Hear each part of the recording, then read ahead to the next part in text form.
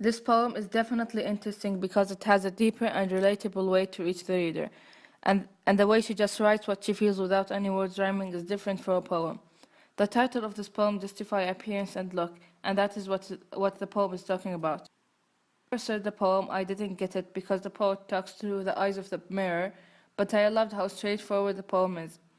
This poem's subject is about appearance and how it can rule the person's attention and mind. Due to that, the author used a negative tone because of what she gets to describe, which is herself.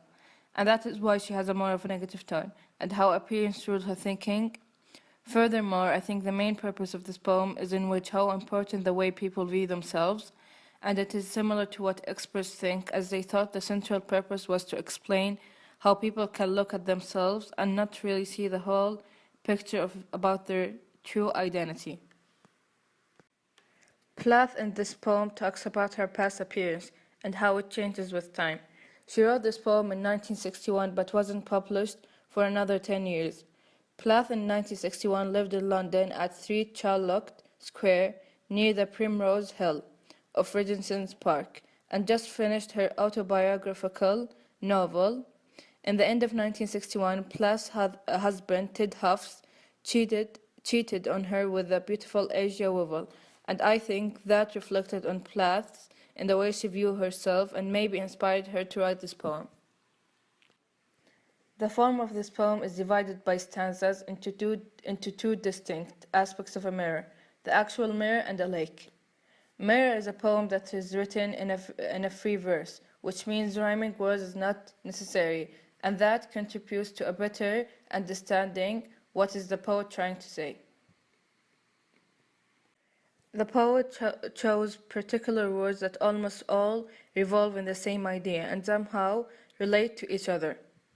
The collection of verbs that she chose in this poem indicates that she's trying to find something, or her true identity. In this poem, the poet compared the old woman, which symbolizes herself, with a terrible fish. Metaphor is also included in the poem, as the poet used metaphor in Now I'm a Lake. Personification is used so much in this poem because of the main subject of the poem, which is the mirror, in which the poet gave it a lot of human-like qualities. And let's not forget about the mood of this poem, which is bleak and woeful. The point of this poem is much deeper than it seems. The poet obviously struggled to accept the way she's starting to look over the years, and wrote this poem to maybe ease on herself and let it all out, and to inform people that this is a common problem, and that can inspire readers, maybe not in a direct way, to just write what they feel in the eyes of whom they want.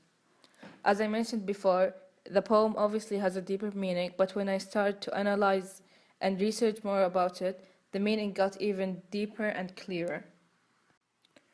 People to this day struggle to accept who they are or what they look like, and that what the poet is mainly talking about. So I don't think the struggle that comes with self-accepting is going anywhere in the future.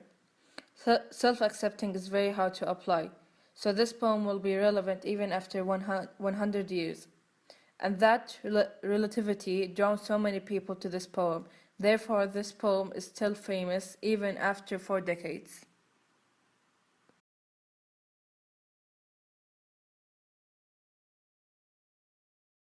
Created using Powtoon.